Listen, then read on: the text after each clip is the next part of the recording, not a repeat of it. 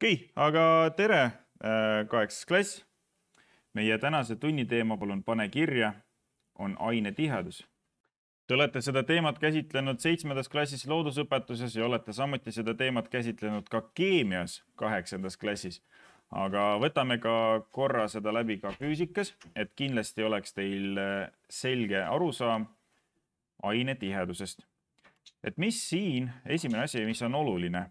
Mõtleme kahele füüsikalise suurusele, mida me oleme teiega tänaseks päevaks õppinud. Mis olid 3 põhilist füüsikalist suurust? Pikkus ja pikkuse tähis oli kas L, kui tegemist on läbitud T-pikkusega, siis see on S ja kui on kõrgus, siis on H või muud tähed, vahet ei ole. Aga selle ühik on tõesti 1 meeter ja kui me nüüd võtame pikkust ja korrutame seda omakorda veel pikkusega, siis mis me saame? Pindala. S, pindala ühik on siis ruutmeeter. Kui me veel kord seda ühe pikkusega korrutame, siis me saame juba ruumala V. Ja selle ühik on juba 1 kuupmeeter. Ja igaks juhuks pane endale kirja, et ühes kuupmeetris on 1000 kuupdetsimeetrit ja 1 miljon kuupsentimeetrit. 1000 kuupdetsimeetrit on sama, mis 1000 liitrit ja miljon kuupsentimeetrit on sama, mis 1 miljon milliliitrit. 1 kuupmeeter on nagu ikka 1 kuupmeeter.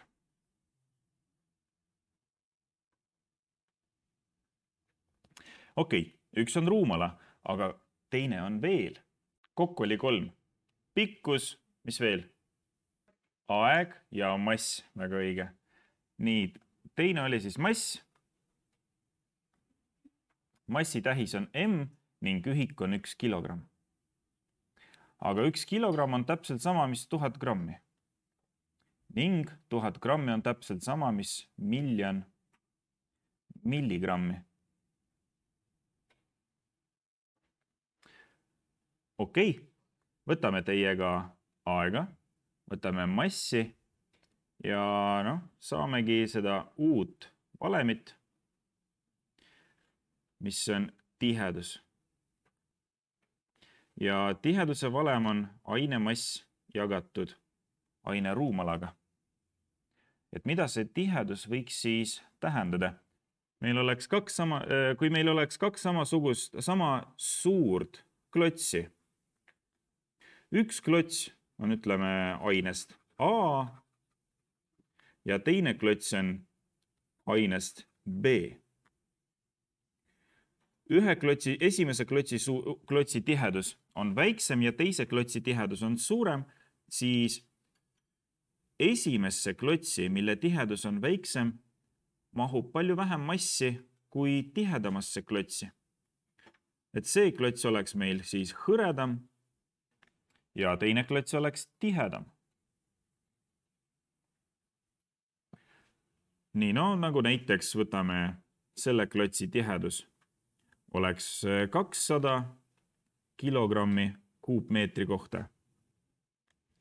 Ja teise klotsi tihedus võiks olla näiteks 1000 kilogrammi kuupmeetri kohta. Et proovime määrame millegi tihedust. Et siin te näete ühte anumat, see on klaasist suletud anum, mis on praegusel hetkel täidetud atmosfääriga, õhuga. Ja selle täpne ruumala on 1,12 liitrit. Ja see asub siis kaalul ning on ühendatud siin vaakumpumbaga. Mis juhtub selle anuma massiga, kui ma pumban kogu õhk sellest anumast välja? Anuma ruumala jääb samaks, aga kuna ainet on nüüd selles vähem, siis selle anuma mass võiks ka väiksemaks minna. Et proovin, lülitan see kaal sisse. Kaal nullib ennast ära, ta ei näita selle anuma massi, ta näitab, kui palju see mass on praegu muutunud. Lülitan vaakumpump sisse, pumban kogu õhk sellest anumast välja.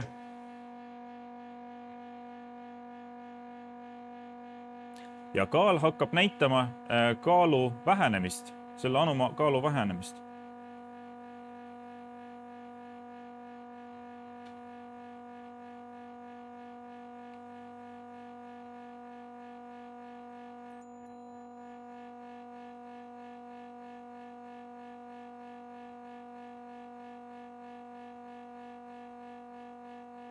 No kauem ei viitsi oodata ja tundub, et edasi ta ei lähe. Siin keskmiselt 1 gramm paneme kirja. Nii, ja teeme väike joonis ka, et meil oli siis selle õhuruumala oli 1,12 liitrit ja õhumass, mis oli selles anumas, seal oli 0,99 grammi, paneme kirja siis 0,001 kilogramm, umbes 1 gramm. Ja paneme siis andmed ka kirja. Et meil on veeõhk, õhuruumala, mis on 1,12 liitrit, seda teisendame kuupmeetriteks. Saame kirja pandud 0,00112 kuupmeetrit ning õhumass on 0,001 kilogramm. Meil on vaja välja arvutada õhutihedus.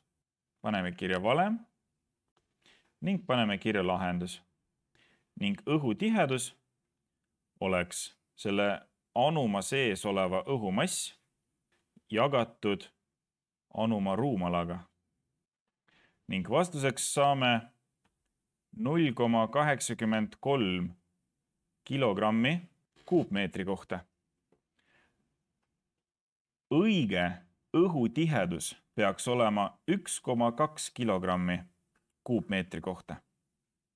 Aga siin ma annan teile ühe vihje ja ütlen, et see vaakumpump, mida me siin kasutame, ei ole kõige parem. Ta on lihtsalt üks odav Hiina vaakumpump, mida ma AliExpressist ostsin. Ja kas see pumpas kogu õhku välja sellest anumast? Ei pumpanud. Et loomulikult sinna mingi õhumass jäi sinna sisse veel alles ja seega, kui me pumbaksime absoluutselt kogu õhk sealt välja, siis massi erinevus oleks veel suurem. Ja kui me suuremat massi veel jagaksime sama ruumalaga, siis me saaksimegi seda suuremat õiget õhutihedust. Aga muidu see tulemus on üpris hea ja keskmiselt annab see meile 1 kilogramm kuupmeetri kohta.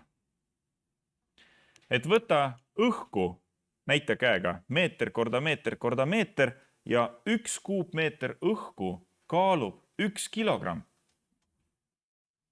Okei, et võid siis tegelikult võrrelda 1 kuupmeetri õhku, sul on meeter korda meeter korda meeter õhku.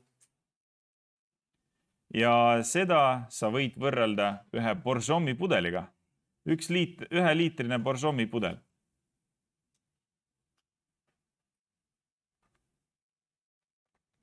Veega täidetud.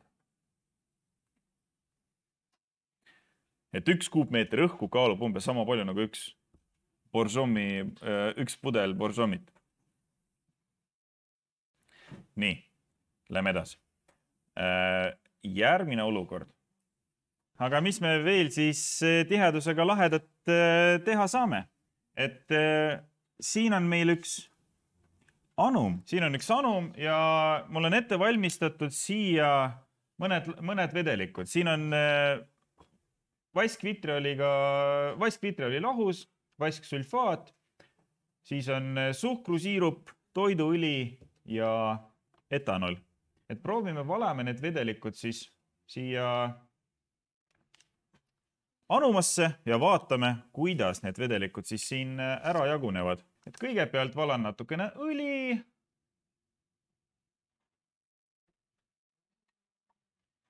Siis õli peale.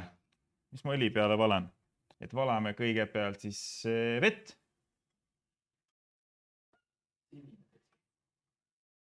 See on vesi, mis on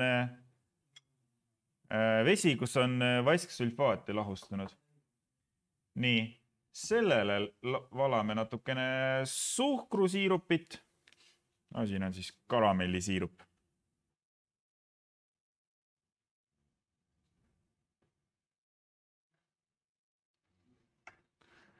Nii, ja selle peale valame nüüd etanoli. Aga etanoliga tuleks väga ettevaatlik olla.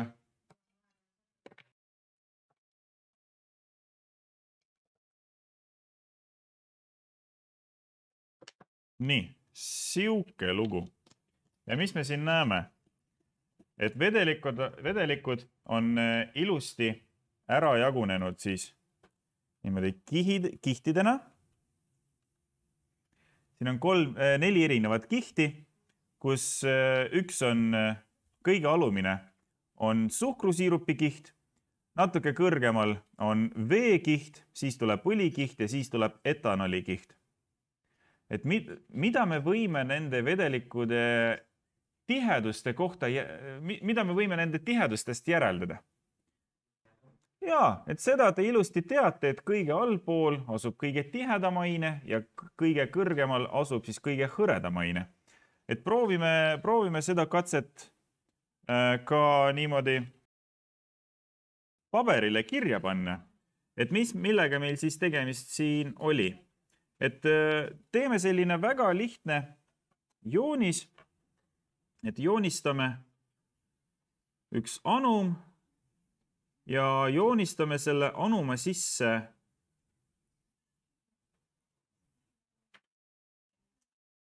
ühe vedeliku, suvaline vedelik. Ning selle vedeliku sisse ma joonistan ühe suvalise keha.